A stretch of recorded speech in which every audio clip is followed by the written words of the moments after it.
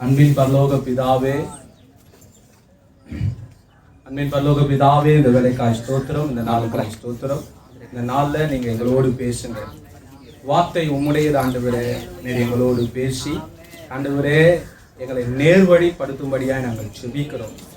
இந்த வார்த்தையினால பிழைப்போம் என்ற வசனம் சொல்லுகிறது. எங்கள் வாழ்க்கையில் நாங்கள் உண்மை போல மாற்ற ஆண்டவரே இந்த வார்த்தை எங்கள் வாழ்க்கையில் யாபெரும் மாற்றத்தை கொண்டு வரும்படியாய் நாங்கள் செபிக்கிறோம். வார்த்தைக்கு எங்களை விட்டு கொடுக்கிறோம். ஆவியானவர் ஆளுகைக்கு எங்களை அர்ப்பணிக்கிறோம். இந்த இடம் முழுவதையும் ஆவியானவர் தம்முடைய கண்ட்ரோலில் கொண்டு வரும்படியாய் நாங்கள் செபிக்கிறோம். புரிந்து கொள்ள கர்த்தர் அனுகிரகம் செய்யுங்க. இயேசுவின் நாமத்தில் பிதாவே, ஆமென். அல்லேலூயா. சங்கீதம் வாசிக்கல, நீதிமொழிகள் வாசித்தோம். ஏன்னா மெசேஜ் அல்லன்னு தான். ஆமென். கர்த்தர் நல்லவர். ஆமென். கர்த்தர் பெரிய காரியங்கள் அந்த வாழ்க்கையில் செய்வாங்க.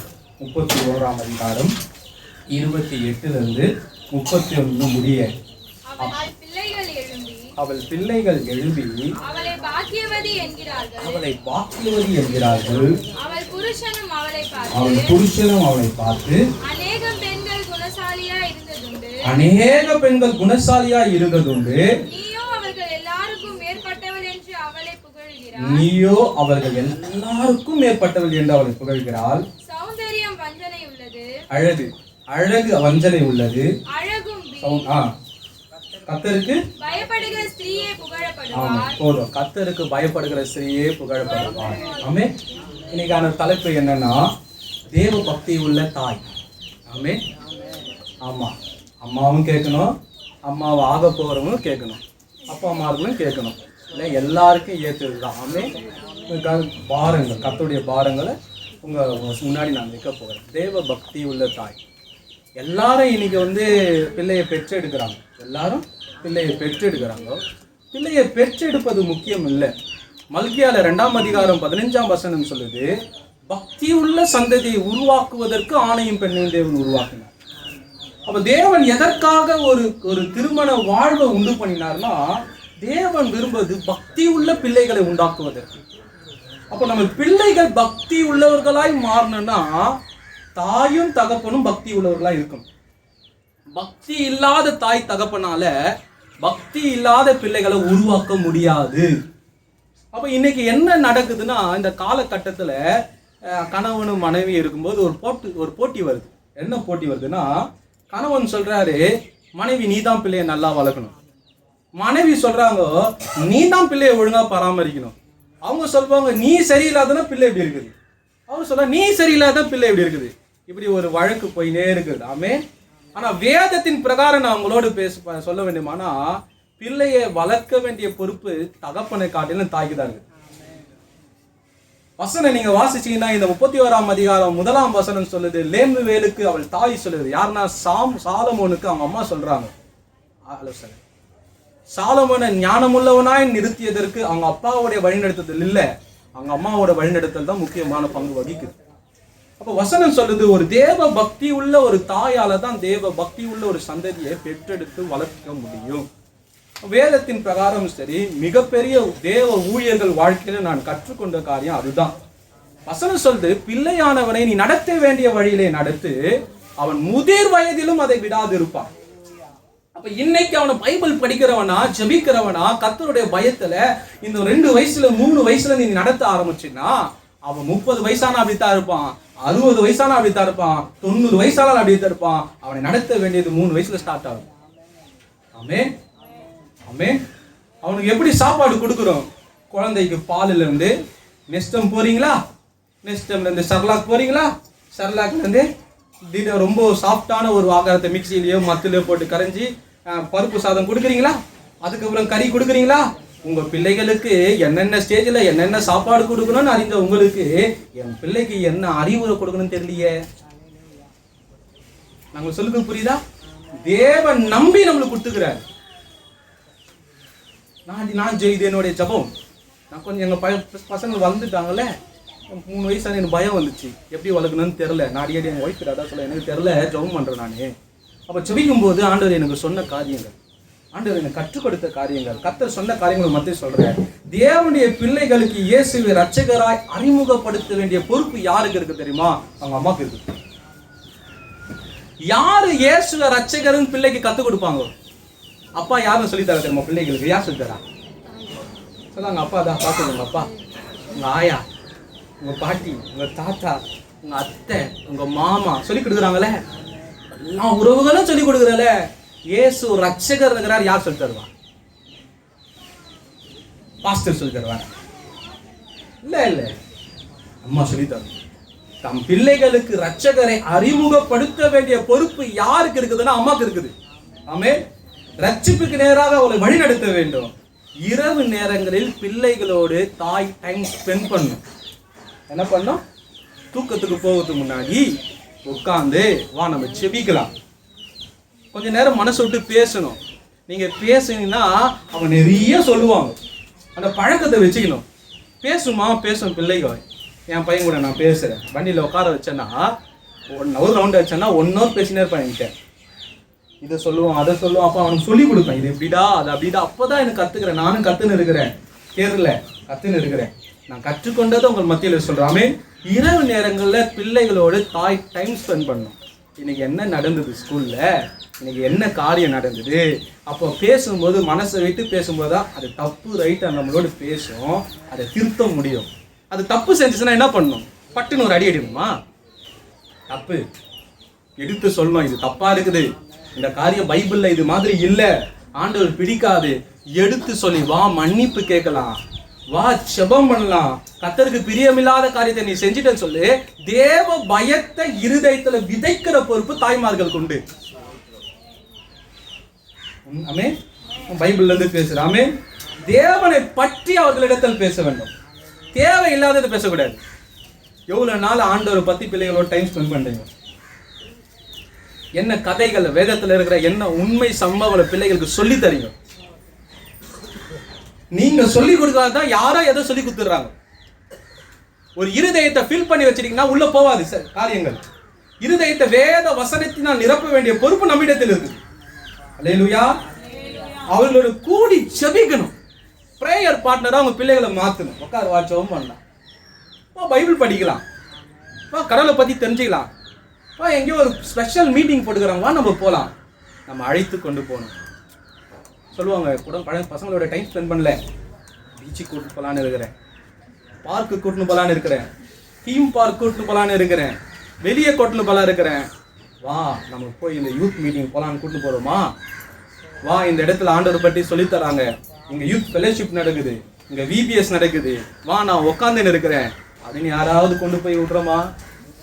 நீங்கள் டைம் உங்கள் பிள்ளைகளோடு ஸ்பெண்ட் பண்ணலன்னா அது மிகப்பெரிய கஷ்டம். ஆமென்.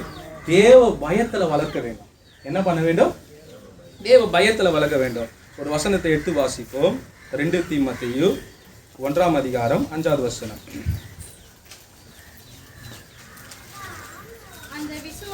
அந்த விசுவாசம்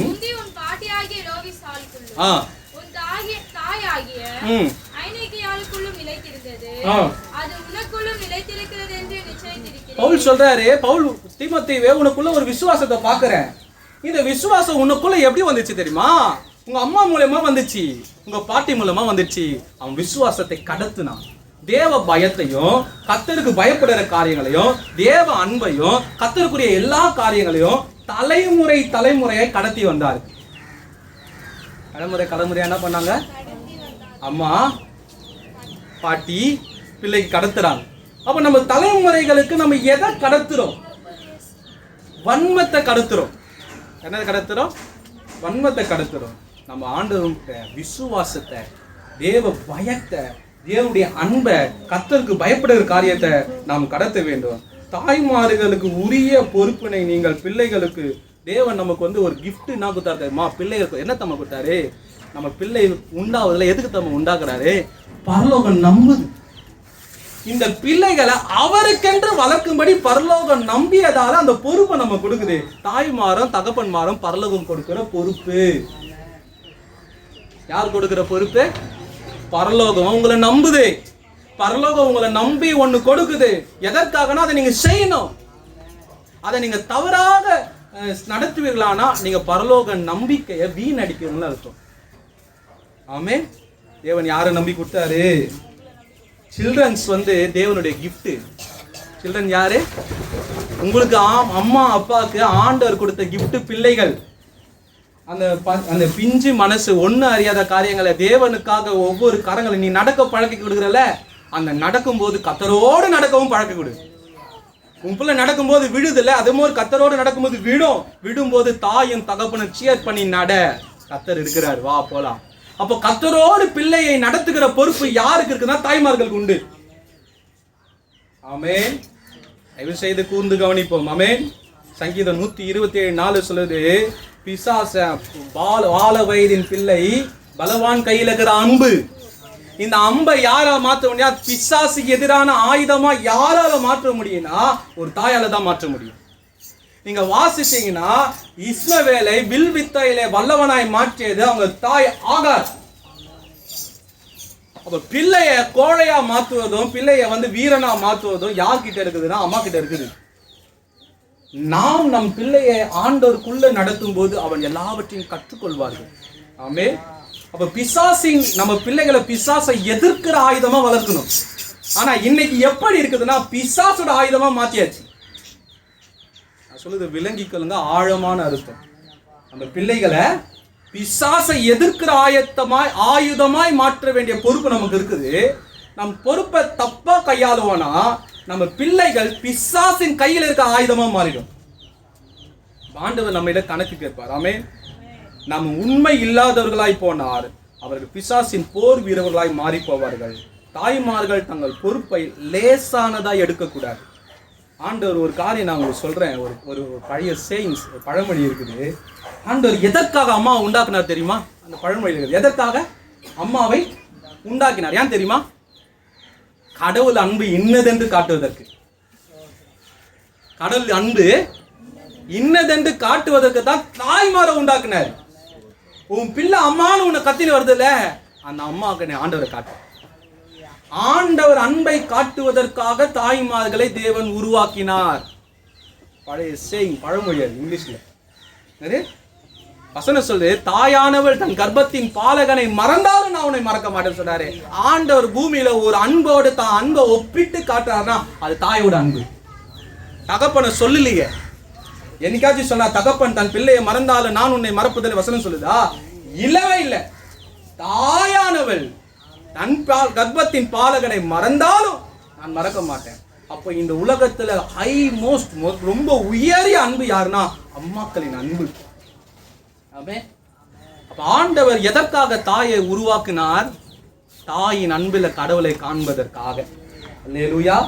வேதத்துல இருந்து நான் ஒரு 10 காரியங்கள் இருக்குது நான் சொல்றேன், நீங்க புரிஞ்சுக்க. தேவ பக்தி உள்ள தாயின் முதலாவது குணாதிசயம் என்னன்னா, ஒரு பெரிய ஊழியர் எழுதின காரியங்கள் நான் அவர்கிட்ட படித்தேன். அந்த காரியத்தை உங்க பிரயோஜனத்துக்காக சொல்றேன். முதலாவது குணாதிசயம், அவர் ஜபிக்கிறவர்களாகவும் வேதம் வாசிக்கிறவர்களாகவும் இருப்பார்கள்.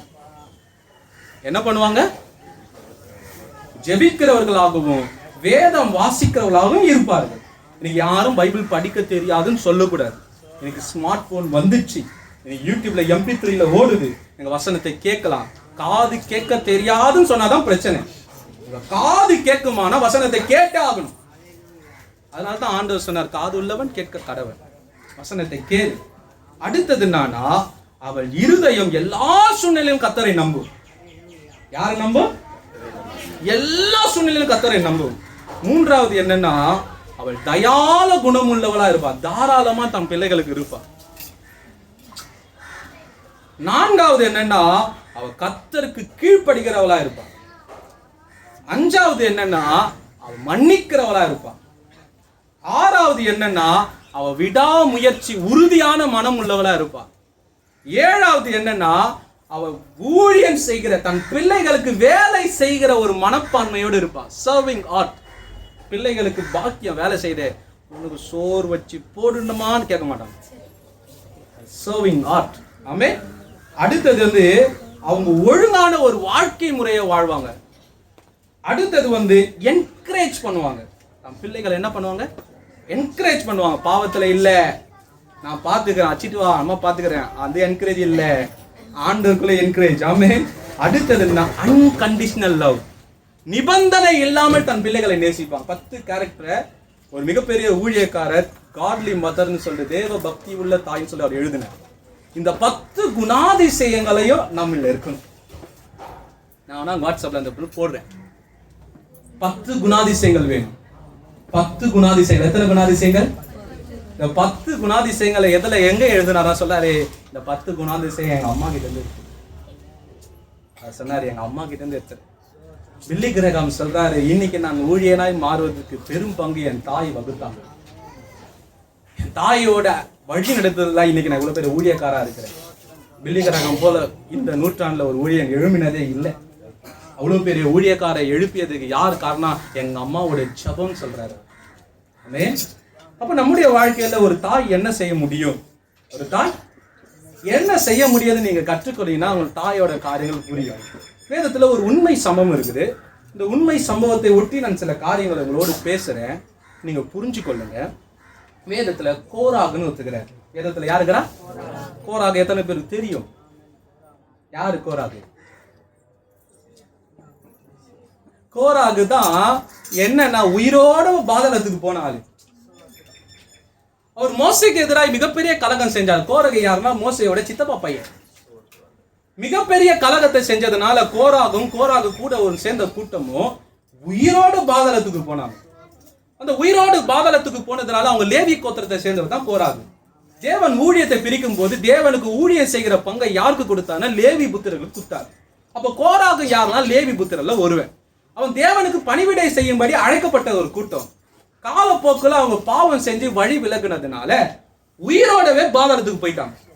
உயிரோடவே பாதாளத்துக்கு போவதனால 12 கோத்திரமும் ஒன்று சேர்ந்து ஒரு முடிவு எடுத்தாங்க. என்ன சொன்னாங்கன்னா, இதுவரைக்கும் இந்த மாதிரி தண்டனையை யாரும் பெற்றதில்லை இந்த உலகம் தோன்றின நாள் முதற்கொண்டு. உயிரோடு பாதாளத்துக்கு செத்துத்தான் பாதாளத்துக்கு போனோம், சாவாமையா போயிட்டாங்க, இவன் மிகப்பெரிய பாவத்தை செஞ்சான்னு சொல்லிட்டு 12 கோத்திரமும் சேர்ந்து ஒரு முடிவு எடுத்தாங்க. என்ன முடிவுனா, நாம போகிற இஸ்ரவேல் தேசத்துல இந்த கோராகின் புத்திரருக்கு ஒரு கைப்பிடி நிலம் கூட கொடுக்க கூடாது முடிவு பண்ணிட்டாங்க. நிலமே இவனை உயிரோடு விழுங்கினதினால ஒரு கைப்பிடி நிலம் கூட கொடுக்க கூடாது மக்கள் முடிவு பண்ணாங்க. தேவன் முடிவு பண்ண. யார் முடிவு பண்ணா? மக்கள் முடிவு பண்ணா. அதே மக்கள் கூடி என்ன பண்ண சொன்னாங்கன்னா, இவன் குடும்பம் கர்த்தருக்கு ஊழியமே செய்யக்கூடாதுன்னு சொல்லிட்டாங்க. இவன் குடும்பம் கர்த்தருக்கு ஊழியமே செய்ய முடியாது.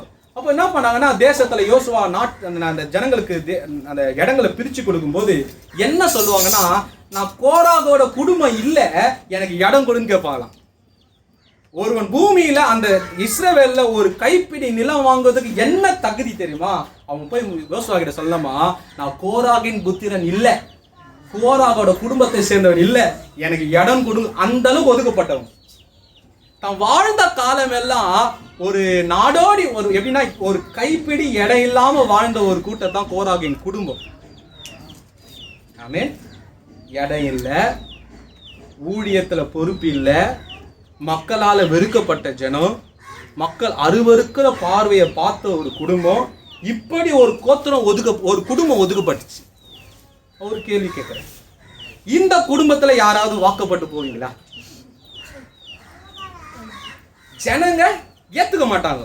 ஜனங்க என்ன பண்ணாங்க, ஒரு அது நிந்த எழுதினா என்ன சொல்லுவாங்கன்னா, இந்த கோராகோட குடும்பம் சேர்ந்தவன் நான் இல்லை, எனக்கு இடம் கொடுன்னு கேட்கறாங்கன்னா எவ்வளவு ஒஸ்டான ஒதுக்குறாங்க. யாரு பார்த்தாலும் ஒதுக்குற கூட்டம். நீங்க சொன்ன பதில், இந்த குடும்பத்துல யாரும் கல்யாணம் பண்ணி போக மாட்டாங்க. ஆனா இந்த குடும்பத்துல ஒரு அம்மா கல்யாணம் பண்ணி வந்துச்சு. அந்த அம்மா பத்தி தான் நான் பேசுறேன். அல்லேலூயா. அந்த அம்மா பேரு தான் அன்னாள். அந்த அம்மா பேரு தான், ஆமா, கோராகில இருந்து 16 தலைமுறை அவங்க சபையில சேர்க்கப்படாத ஒரு கூட்டம். அந்த கூட்டத்தோட அந்த குடும்பத்துல வந்த ஒரு பையன் பேரு தான் அண்ணாளோட வீட்டுக்கார பேர் என்ன? எல்கானா. எல்கானா எல்கானா கல்யாணம் பண்ண ஒரு அம்மா பேர் தான் அன்னாள். இந்த அன்னாள் எப்படி தன் குடும்பத்தை மாத்தினான் என்ற உண்மை சம்பவத்தை உங்க மத்தியில சொல்லப்போம். ஆமென். இப்படி ஒரு மோசமான பேக்ரவுண்ட் தான் எல்கானாவோட ஃபேமிலி. இந்த குடும்பத்துல நான் கேட்டவங்கள யாருன்னா இந்த மாதிரி குடும்பத்துல நீங்க போக மாட்டேன்னு சொன்னீங்க. இந்த குடும்பத்துக்கு கல்யாணம் பண்ணி வந்து இந்த குடும்பத்தின் இழிவு நிலையை மாற்றியவள் தான் அன்னாள். அன்னாள் சாதாரண கிருபை, அந்த கிருபை அவங்க வாழ்க்கையை மாத்திச்சு. எப்படி மாத்திச்சுன்னு உங்க மத்தியில சொல்ல போறேன். ஆமென். அன்னாள் கல்யாணம் பண்ணி வரும் பொழுது அன்னாளுடைய வாழ்க்கையில அன்னாளுக்கு பிள்ளை இல்லை. அன்னாளுக்கு பிள்ளை கர்த்தர் கொடுக்கிற கிஃப்ட். அப்ப பிள்ளை இல்லைன்னா அன்னாளுக்கு யார் தடை பண்ணா? ஆண்டவர் தடை பண்ணாரு. வசனம் சொல்லுது அன்னாளின் கர்ப்பத்தை ஆண்டவர் அடைத்தார் என்று வசனம் சொல்லுது. அப்ப அந்த காரியங்கள் நடக்கும்போது என்ன நடந்துச்சுன்னா, அவங்களோடு ஒரு அம்மா இருந்துச்சு. அவங்க வீட்டுக்கார 2வது கல்யாணம் பண்ணியிருந்தாரு. அந்த அம்மாவுக்கும் பிள்ளைகள் அப்படியே நிறைய பிள்ளைகள் பெற்றெடுத்தாங்க. அந்த அம்மா அண்ணால அற்பமா எண்ணினாங்க. ஆமே, அண்ணால அற்பமா எண்ணினாங்க. அண்ணாளுடைய உயரிய குணம் என்னன்னு தெரியுமா? வசனம் சொல்லுது, நான் யோசிச்சு பார்த்தேன். ஒருத்தன் பிள்ளை இல்லைன்னு 2வது ஒரு கல்யாணம் பண்ணி, அந்த 2வது கல்யாணம் பண்ண பொண்ணுக்கு நிறைய பிள்ளைகள் பிறந்துச்சு. பிள்ளை பிறந்துட்டு முதல் மனைவியை நேசிப்பானா? நேசிக்க மாட்டாங்க. நேசிக்காததான் 2வது கல்யாணமே பண்ணாரு. ஆனா வசனம் சொல்லுது அண்ணாலையோ எல்கானா அதிகமாய் நேசிச்சான். ஏன் நேசித்தான்னா, பிள்ளை இல்லாத குணத்தை காட்டிலும் அவளுக்குள்ள இருந்த உயரிய குணங்கள் அதிகம். அவளுடைய குணம் அவங்க கணவனால் வெறுக்கவே முடியாது. அவ கூட கல்யாணம் பண்ணி வந்த அந்த அம்மா அவளை ரொம்ப நெருக்குச்சு. ரொம்ப நம்மளா இருந்தா என்ன பண்ணுவோம்? ஒரு முடிய பிடிச்சி ஒரு சந்தியாச்சு போட மாட்டோம். நான் உனக்கு வாழ்க்கையை கொடுத்தேன். இந்த சம்பவம் எங்க நடந்ததுன்னா, ஆபிரகாம் சாரால கல்யாணம் பண்ணாரு. சாரால் ஆகார கொண்டு வந்தாங்க. கொஞ்சம் அற்பமா பார்த்தோன்னா சாரால் ஓட வச்சாங்க ஆகார வனாந்திரத்துக்கு. இந்த அம்மா அந்த மாதிரி இருந்தா அந்த அம்மா ஓட வச்சிருக்கோமா? ஓட வச்சுக்காரா? பைபிள் பிரகாரம் ஓட வச்சிருக்கோம். வசனம் சொல்லுது இந்த அம்மா அந்த அம்மாவை துன்பப்படுத்துது. ஆனா அந்த அம்மா இந்த அம்மாவை துன்பப்படுத்தவே இல்லை. அதுதான் உயரிய குணம். அதான் உயரிய குணம். அவன் மனம் அடிவாக்குனா, இவ்வளவு திருப்பி மனம் அடிவாக்கல. நான் உங்களுக்கு புரியுற மாதிரி சொல்றேன். புருஷன் அந்த அம்மா கைக்குள்ள இருந்தாரு. ஏத்தி விட்டுருக்கலாமா? ஏத்தி விட்டுருக்கூடாதா? ஏத்தலால. ஒண்ணுமே பண்ணலன்னு பைபிள் இருக்குது. எதனா பண்ண பைபிள் எழுதியிருக்கும். அந்த மனமடி வாக்கினதை அவை சகித்து கொண்டு வாழ்ந்திருந்தான். ஆமே. அன்னால் தேவனுடைய குணநலங்கள், உயர்ந்த குணநலங்களை உண்டாக்கினான். உங்க குணநலங்களை பொறுத்து தான் பிள்ளைகளை தேவன் கொடுத்தான். தீர்க்கதரிசியை உருவாக்குகிற பொறுப்பை அன்னாள் இடத்தில் தேவன் கொடுத்தார். ஏன் தேவன் அன்னாளின் கர்ப்பத்தை அடைச்சார் தெரியுமா? அன்னாள் ஒரு பிள்ளையை வளர்த்து எடுக்கணும். அது கர்த்தருக்காக. அன்னாள் கிட்டத்தான் அந்த பிள்ளை கரெக்டா வளரணும் கர்த்தர் நம்பினாரு. நம்ம சாமுவேல ஓஹா ஆகான்னு பேசுறோம்ல, சாமுவேல் பிரச்சனை இல்லை. சாமுவேலா நிறுத்தினது அன்னாள். நான் சொல்றது புரியுதா? அன்னாள் சரியில்லைன்னா சாமுவேல் வந்திருக்க மாட்டார். புரியுதா? அன்னாள் சரியில்லைன்னா சாமுவேல் தான். கர்த்தருடைய இருதயம் அன்னாளை நம்புச்சு. இந்த அன்னாள் சாமுவேலை பெற்று சாமுவேலை கர்த்தருக்கண்டி வளர்ப்பால். கர்த்தருக்கு ஒரு தீர்க்கதரிசி வேணும், கர்த்தருக்கு ஒரு நியாயாதிபதி வேணும், கர்த்தருடைய ஜனங்களை நியாயம் விசாரிக்கிறதுக்கு ஒரு மனிதன் வேணும். அதை யாரு வளர்க்க முடியும்னா அன்னாளால் மாத்திரம் வளர்க்க முடியும்னு சொல்லி அன்னாள் நம்புனா. ஆமே. அன்னாள் நம்புனதுனால அன்னாள் பக்கம் அவனுடைய காரியங்கள் வந்துச்சு. அப்படி நம்முடைய இருதயம் எப்படி இருக்கு? அன்னாளை போல நம்ம அழைக்கப்பட்டவர்களா இருக்கும்போது, அன்னாளை போல நம்முடைய குணாதிசயங்கள் இருக்கும்போது கர்த்தர் நம்மை நடத்துவார். ஆமே. அப்படி நம்முடைய காரியங்கள் எப்படி இருக்கும்? அன்னாளை தேவன் நேசிக்கிறார். இப்போ ஏன் கர்த்தர் அன்னாளிடத்தில் இந்த காரியத்தை கொடுக்க வேண்டும்? அல்லேலூயா. அன்னாளை யார் நம்புனா? அன்னாளை யாரை நம்புனா? தேவன் நம்பினாரு. உன்னையும் எங்கனையும் கர்த்தர் நம்புவதால் தான் உங்களுக்கு ஒரு பிள்ளையை கொடுத்துக்கிறார். ஆமே. உங்களை நம்புவதால் தான் கர்த்தர் கொடுக்கவும் போற. நீ ஏமாத்திடக்கூடாது ஆண்டவரை. ஆண்டவரை ஏமாத்தக்கூடாது. ஆமே. அன்னாள் சாதாரண பெண் அல்ல. அவன் மிகப்பெரிய காரியங்களை செய்தான்.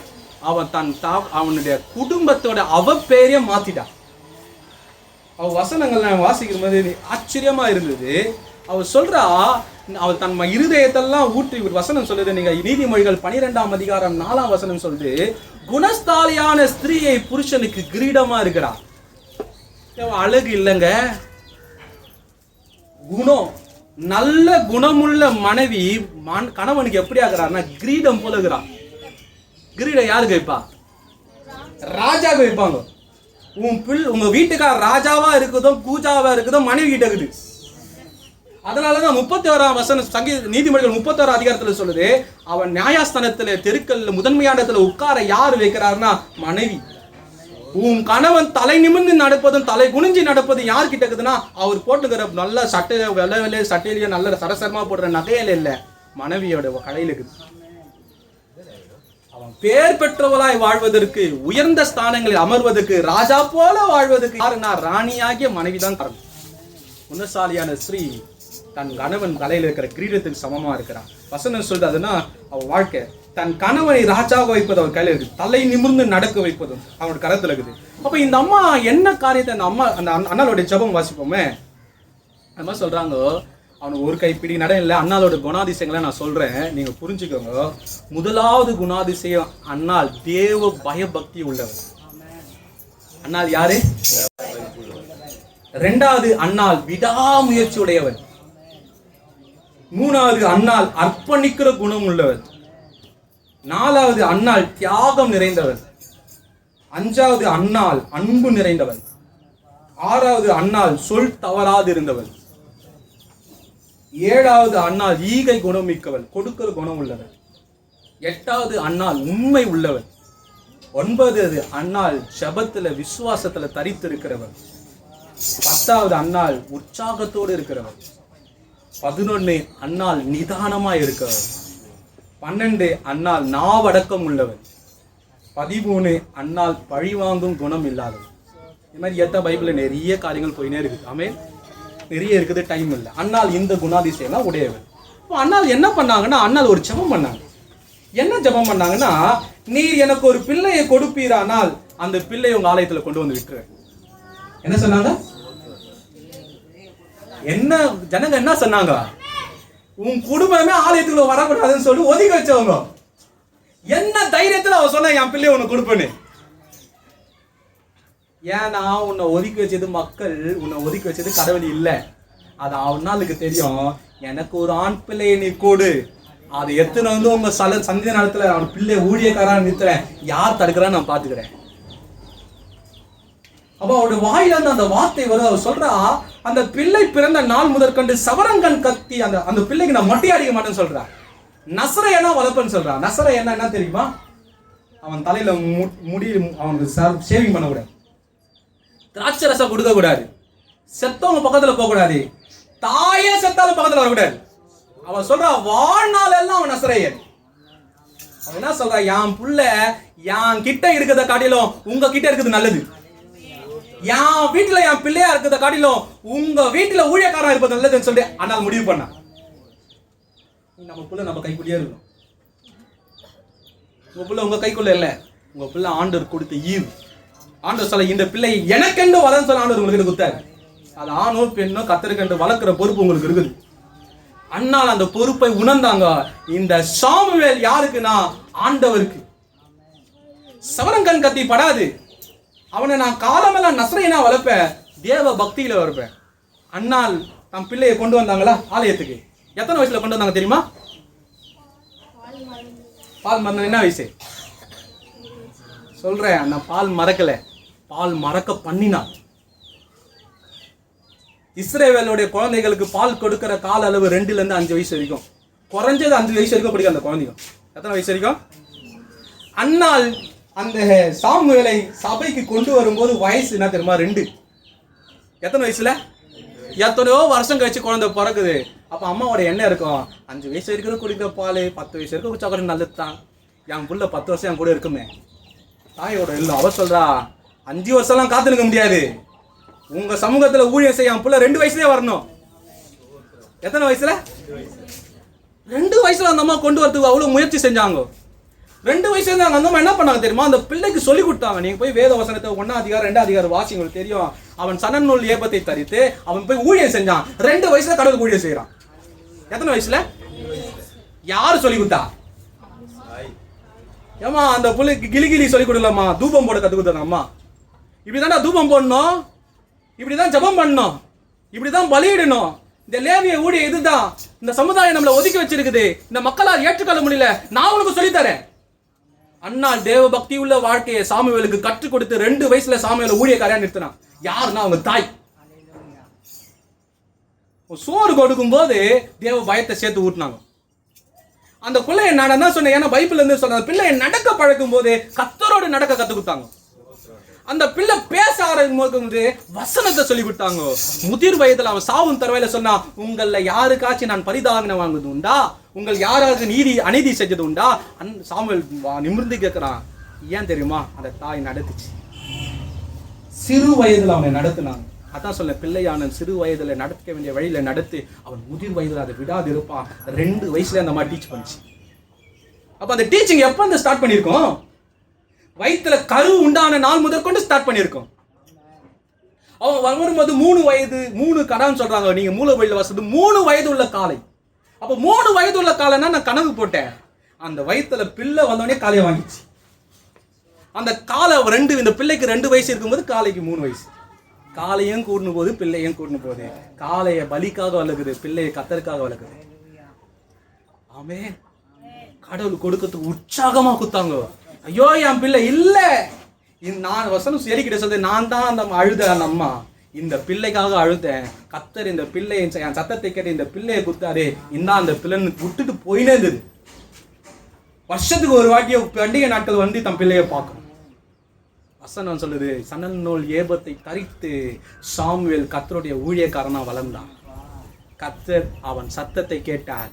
அவன் சத்தத்தை கேட்கும்படி கத்தர் காத்திருந்தார். அவன் உள்ள வந்த உடனே கடவுள் பேச ஆரம்பிச்சிட்டாரு. அது வரைக்கும் ஏலி கிட்ட பேசல, அது வரைக்கும் ஓப்பனி பினகாஸ் கிட்ட பேசல. அந்த வசனம் சொல்ல, அந்த காலத்தில் கத்தருடைய வார்த்தை அபூர்வமா இருந்தது. சாமுவேல் வந்த பிறகு கத்தர் சாமுவேலோடு பேச ஆரம்பிச்சிட்டாரு. சாமுவேலுக்காக கத்தர் காத்திருந்தார்.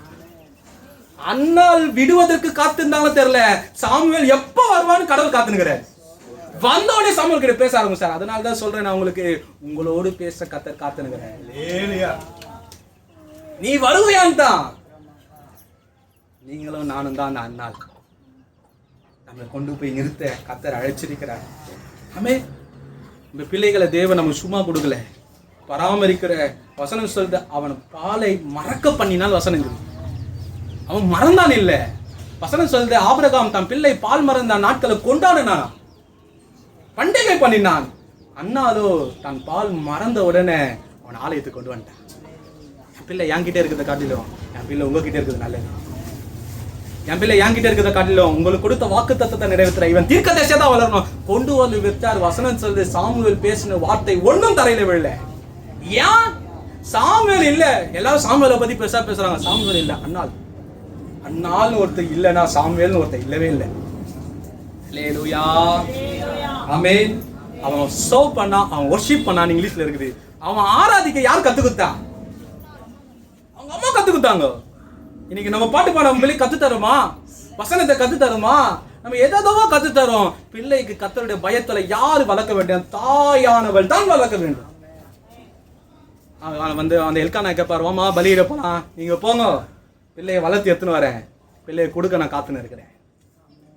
எப்போ காண்டோடைய சமூகத்துல பிள்ளையை சேர்க்கணும்னு காத்துக்கண்டா. நமக்கு எப்படிதமா இருக்கணும்? எப்போ கடவுளுடைய வருகை வரும், என் பிள்ளையை ஆண்டவர்கிட்ட சேர்க்கணும்னு வாழணும். என் பிள்ளை கடவுளை விட்டு போயிடக்கூடாது. என் பிள்ளை கடவுளை விட்டு போயிடவே கூடாது. என் பிள்ளைய ஆண்டவர் பயபக்தியில நடப்பதற்காக கடவுள் நம்மளை உருவாக்குனார். என் ஆண்டவர் பிள்ளை பத்தி சொல்றதுக்கு டைம் காத்துனுக்காதுங்க. இப்பல இருந்து ஸ்டார்ட் பண்ணுங்க. உங்க பிள்ளைகளோடு பேசுங்க. உங்க பிள்ளைகளை வசனம் சொல்லுது, அன்னைக்கு வேணா 16 தலைமுறை ஆலயத்துக்குள்ள ஊழியம் செய்ய முடியாத ஒரு குடும்பம் 17வது தலைமுறை உள்ள வந்து அந்த சாமுவேல் தூபம் போடுறாரு. யாரும் தடுக்க முடியல. ஏன்? குடும்பத்தின் அவப்பேரையும் இழிவையும் மாத்த அண்ணால முடியும். நான் படிச்ச அம்மாக்களை குடிச்சு படிச்சுன்னு பயங்கரமாகுது. சாவே ஜெயிச்சிட்டாங்க அம்மா. தன் புள்ள செத்துச்சு. எலிசா கிட்ட போய் சொல்ற, என் புள்ளைய உயிரோட எழுப்பு. சாவை ஜெயிக்க வைக்கிற சக்தி உன் தாய்க்கு இருக்குது, தகப்பனுக்கு இல்ல. அப்போ உன் பிள்ளை எந்த பாவத்துல போனாலும் உன்னால மாத்த முடியும். ஆமென். நிறைய காரியங்கள் நிறைய நான் இந்த புக்கை எழுதுன்னு ஆசைப்படுறேன். ஆனா நிறைய சொல்லி கொடுத்தேன். சாவை நோயை தீக்கிற சக்தி தாய்க்கு இருக்குது. ஆண்டவரே அசைச்சாங்க கானானிய ஸ்ரீயை உன் விசுவாசம் பெரிது.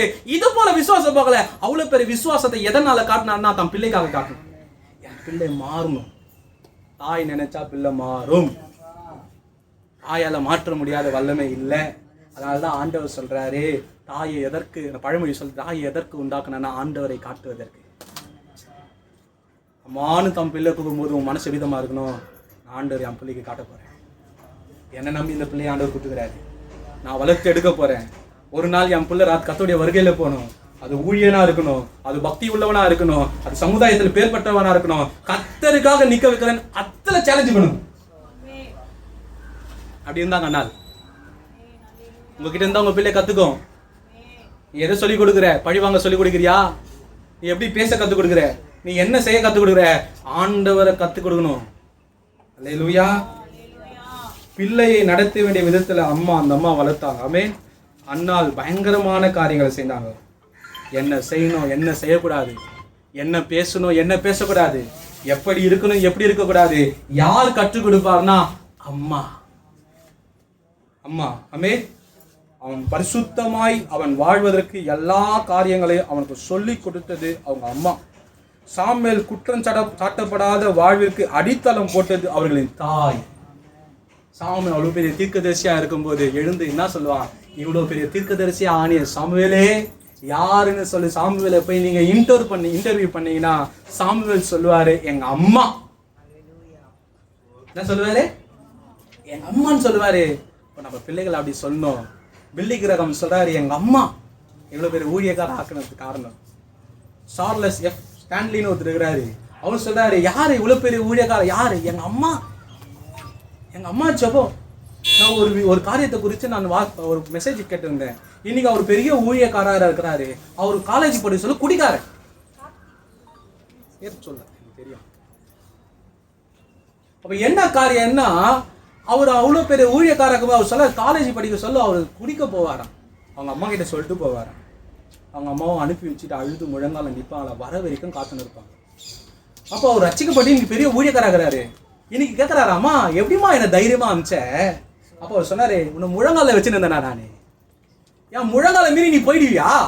நான் பார்த்துடுறேன் சொன்னார். என்ன சொன்னாரு? அம்மா சொன்னாங்க, என் முழங்கால மீறி நீ போயிடுவேன், நான் பார்த்துறேன். இன்னைக்கு பெரிய ஊழியக்காரா இருக்கிறாரு. அவர் சொல்றாரு, இனி ஊழியக்காரா இருக்குது எங்க அம்மா காரணம்.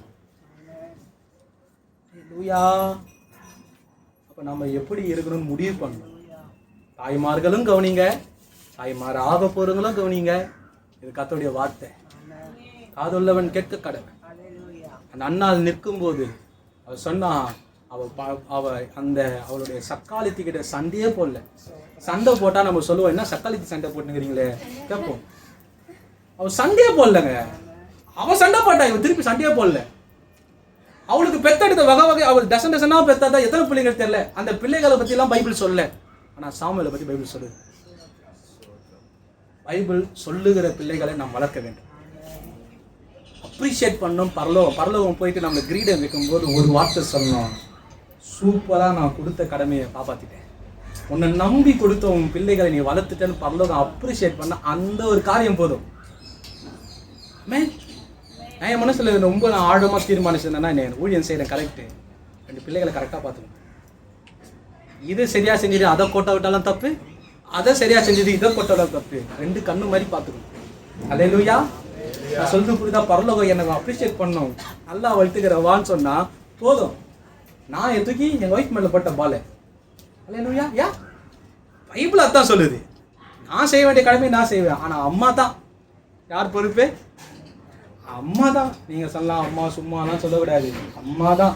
பிள்ளைகளும் தாயோடைய வார்த்தைக்கு கீழ்ப்படிய வேண்டும். வசனம் சொல்லுது, முதிர் வயதாகிய உன் தாயின் போதகத்தை தள்ளாத. சாலமோனுடைய அழிவுக்கு காரணம் என்ன தெரியுமா? நீ 31 அதிகாரத்துல வாசிச்சு பார்த்தீங்கன்னா அதுல சொல்லப்பட்ட அவங்க அம்மாவோட அட்வைஸ் அவன் விட்டு தான் அவன் அழிவுக்கு காரணமே. தாய் சாதாரண அல்ல, கடவுளுடைய ரெப்ரசன்டேட்டிவ்.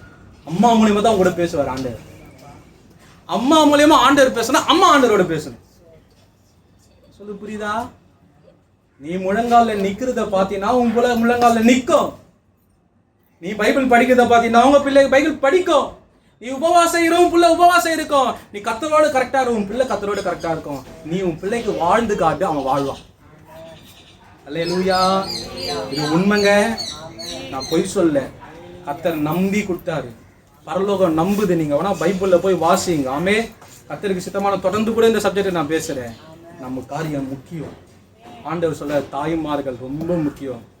ஆண்டவர் யாருன்னா அம்மா மூலமா தான் ஆண்டவரையே நீ பார்க்க முடியும். அம்மா மூலமா தான் ஆண்டவரை பார்க்க முடியும். அன்பு காட்டினா நான் சொல்கிறேன், அந்த பெரிய ஊழியக்காரர் அம்மாவோட முழங்கால் மாற்றிச்சுல. எங்கள் பாஸ்டரம்மா இருந்தாங்க, நான் போகிற பழைய சர்ச்சில். அந்த அம்மாவுக்கு அவங்க அம்மாவுக்கு 6 பிள்ளைங்க. எத்தனை பிள்ளைங்க? 6 பிள்ளைகள் 5 பிள்ளைங்க, சரியா ஞாபகம் இல்லை. சொல்கிறேன், ஒரு நாளைக்கு ஒரு பிள்ளைக்கு பாஸ்டிங், ஒரு நைட் சாப்பிட மாட்டாங்க. எத்தனை பிள்ளைக்கு? வாரத்தில் எத்தனை நாள்? 6 பிள்ளைங்க எத்தனை நாள் நைட்டு சாப்பிட மாட்டாங்க? எல்லா பிள்ளைகளும் ஊழியத்தில் இருக்குது, பெரிய பெரிய ஊழியத்தில் இருக்கிறாங்க. ஏன் அந்த அம்மா நீங்க போன ஜான் வெஸ்லின்னு சொல்லி இன்னைக்கு மிகப்பெரிய கிறிஸ்தவத்தோட புரட்சி செஞ்ச ஆளு, அவரோட வாழ்க்கை மாற்றத்துக்காக சூசன்னா வெஸ்லி அவங்க அம்மா. நான் சொல்றேன், நீங்க ஏன்னா உங்களுக்கு சொல்றேன், உங்க பிள்ளை ஊழியரா நிற்கும் போது மிகப்பெரிய பொறுப்பு தாய்க்கு இருக்குது. உன் பிள்ளை சமுதாயத்துல பெரிய ஆளா நிற்கும் போது மிகப்பெரிய பொறுப்பு தாய்க்கு இருக்குது. தாய் தான் முக்கியம். ஹம்பிள் ரெக்வெஸ்ட், எங்க பைபிள் படிங்க, எங்க பைபிள் அதிகமா படிங்க. என் கர்த்தருக்கு பயபக்தி இல்லாம பயபக்தி உள்ள பிள்ளையை வளர்க்க முடியாது. நீங்க கர்த்தருக்கு உண்மை இல்லாம உண்மையுள்ள பிள்ளைகளை வளர்க்க முடியாது. கர்த்தர் உங்களை கண்டு கொண்டே இருக்கிறார். ஆமென். இது நானே நல்ல அம்மா. பைபிள்ல ஒரு கெட்ட அம்மாவும் இருக்குது, அதையும் நான் சொல்லி முடிச்சிடுறேன். நிறைய அம்மா இருக்குது பைபிள்ல, லிஸ்ட் வச்சிருக்கிறேன். ஒரு கெட்ட அம்மா இருக்குது, அந்த அம்மா பேர் வந்து லேயாள். ஏன் லேயாள் கெட்டதா? லேயாள் 6 புள்ள பெற்றுது. எத்தனை புள்ள? 6 புள்ள, ஒரு பொண்ணு. அந்த அம்மா பெற்றது. அந்த அம்மாக்கு என்னன்னா கூச்ச பார்வைன்னு பைபிள்ல. அந்த அம்மா வந்து பார்க்க வேண்டிய விதத்தை பார்க்காது எதையும். அந்த அம்மாவுக்கு ஆசை எல்லாம் வீட்டுக்கார் தான். வீட்டுக்கார நல்லா இருக்கணும், வீட்டுக்கார நல்லா இருக்கலாம், வீட்டுக்கார நல்லதமா இருக்கணும். உன்னை நம்பி குத்தாங்களா புள்ள, அதை யார் பார்த்துப்பா? முதல் புள்ள ரூபன், வழி தப்பி போனவன். 2வது வசனம் சொல்லுது, சிமியோன் லேவி, அந்த புள்ள கொலைகாரனா மாறிட்டான். அடுத்தது வந்து தீனால ஒரு பெண்ணு, வசனம் சொல்லுது, சீரோட போனால் சீர் கட்டு வந்தாள். நான் மொத்தம் 6ல 4 கோட்டை விட்டுச்சு.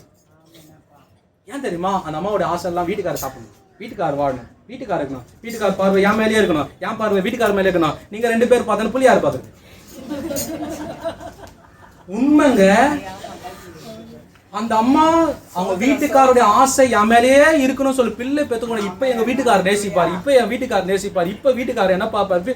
வீட்டுக்காரர் பார்க்கணும் புள்ளைய பார்க்க மறந்துட்டாங்க. 4 பிள்ளைகளும் நாதாரியா போயிடுச்சு. சிரிக்காதீங்க, சிந்திக்கிறதுக்காக சொல்றேன். அப்ப உங்க வாழ்க்கை கடவுளோடு இல்லைன்னா இவங்களோட மாமியார் தான் ரெபேக்கா. இன்னும் நிறைய பேசுறேன், மாமியார் வேற ரகம், மருமக வேற ரகம். அது முத்து போல இருந்தது, இது ஒரு சொத்தை. ரொம்ப மோசம். வாழ்க்கையில 4 பிள்ளைய நாசம் பண்ணிச்சு. நீங்க போய் வாசிச்சீங்கன்னா ஆதியாகமம் 49ஆம் அதிகாரத்தை யாக்கோபு தான் பிள்ளைகளை ஆசிரியர் போய் பாரு. இந்த 4 பிள்ளைகளை வாழ்க்கையில பார்த்தா ரொம்ப கஷ்டம். தீனால் வாழ்க்கை ரொம்ப மோசம். வசனம் சொல்றேன், ஊரு எப்படி இது சுத்தி பார்க்க போச்சு. அதான் மனாசை பார்த்த சொல்ல, நான் அடிக்கடி சொல்றேன், ரொம்ப பிடிச்ச வாசை. சீரோடு போனால் தீனால், சீர்கெட்டு வந்தால் யார் அனுப்பி வச்சா? யாரு? அம்மாவோட பார்வையில புள்ளைல அம்மா ஃபுல்லா வீட்டுக்கார பார்த்துனுக்குது. புள்ள ஊர் போய் சுத்திட்டு வருது, போய் வேற மாதிரி ஆயிடுச்சு. கண் கத்தர் மேல இருக்கணும், இன்னொரு கண் உங்க பிள்ளை மேல இருக்கணும். உங்களை நம்பி வாழணும். உங்களை காரியம் 2 பேரை கணவன் மனைவி தான் ஜெபம் பண்ணுங்க. பிள்ளைக்காக கை குத்து ஜெபம் பண்ணுங்க, உபவாசம் பண்ணி ஜெபம் பண்ணுங்க. உங்க வாழ்க்கையில அவங்க அர்ப்பணிங்க. திருந்த வேண்டியது பிள்ளை இல்லை, திருந்த வேண்டியது தாய். ஆமென். நினைக்கிறீங்களா? லேடிஸ்லாம் நீங்க எல்லாம் மனம் திரும்பணும். உங்களை நம்பி ஆண்டவர் குத்துக்கிறாரு. யோசிங்க, ரொம்ப கஷ்டம். பரலோகத்துல போனா 1000 பேரை 1,00,000 பேரை வழி நடத்தினா சொல்ல ஆண்டவர் சொன்னார், நான் உன்னை நம்பி குத்தவங்களை நீ நடத்திட்டேன். அந்த பிள்ளையை கொண்டு வந்து நிறுத்து. ஊழியக்காரனா நிறுத்ததுக்கும், சமுதாயத்துல பெரியவனா நிறுத்ததுக்கும், தலையை நிமிர்ந்து நடப்பதற்கும் நீங்க தான் காரணம். அன்னால் 16 தலைமுறையா இருந்த பழி சொல்ல மாற்றி போட்டாங்க. அதனால சொல்றேன், ஸ்திரீயால மாற்ற முடியாத வல்லம் காரியம் இல்லை, பவர்ஃபுல் அவங்க தான். எதுக்கும் பொலன்னு கண்ணீர் விட்டுறல.